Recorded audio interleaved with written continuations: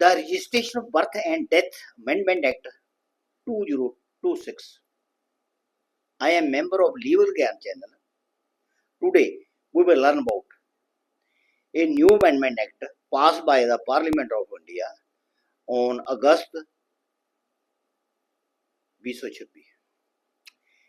The Registration of Birth and Death Amendment Act 2026 passed by the Parliament of India amends Section 13 subclass 3 of Birth and Death Act 1969, assent granted by President of India on August 6, 2026. Parliament of India ने अगस्त 2026 में एक नया amendment act पास किया है जो कि registration of birth and amendment act 2026 है। ये अमेंडमेंट जो मेन एक्ट है 1969 का जन्म ਅਤੇ मौत एक्ट 1969 उसकी क्लास 13 सब क्लास 3 की अमेंडमेंट की गई है और ये असेंट जी है ऑनरेबल प्रेसिडेंट ऑफ इंडिया ने 6 अगस्त 2026 को दी है। That to establish enforcing rule that two tier system for delayed registration to prevent of fraud, that while long delay require a formal order from a judicially magistrate first class and short delay are approved by the executive authority. ये parliament ने first time किया है, to tier system बनाया है। इसमें judiciary और executive दो ही competent authority होंगे और लॉन्ग डिले के लिए judicially magistrate first class competent authority होगा और शॉर्ट डिले के लिए एग्जीक्यूटिव अथॉरिटी कंपिटेंट अथॉरिटी होगी, ताकि ये जो फ्रॉड हो रहा है एंट्रियों में, वो फेक एंट्री हो रही है, उसको रोका जा सके। That long delay exceeding 2 years require a formal court order and clearly and directly verification from JMFC, just like judicially magistrate first class. इसमें ਜਿਹੜੀ लॉन्ग डिले है 2 साल से ऊपर की डिले है, उसके लिए कंपिटेंट अथॉरिटी JMFC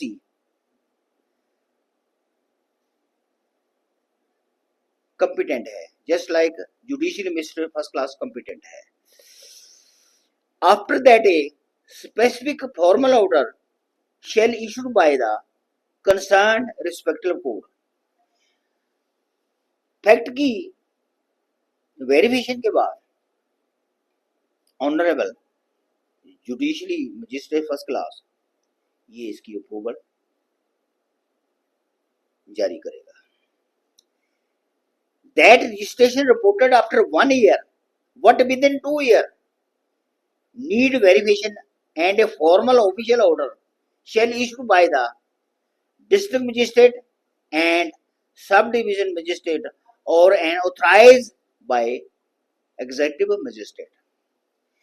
जो 1 साल से लेकर 2 साल तक की डिले है, उसके लिए कंपिटेंट अथॉरिटी डिस्ट्रिक्ट मजिस्ट्रेट होगा, sub division magistrate just like SDM, और या authorize officer by executive magistrate, और जो एग्जीक्यूटिव की तरफ से कोई ऑफिसर ऑथराइज किया गया है वो भी कंपिटेंट होगा। 1 साल के लेकर 2 साल की डिले तक ये एग्जीक्यूटिव जेडे हैं, एग्जीक्यूटिव अथॉरिटी है, वो कंपिटेंट होंगे जन्म सर्टिफिकेट डिले के लिए सर्टिफिकेट जारी करने के लिए।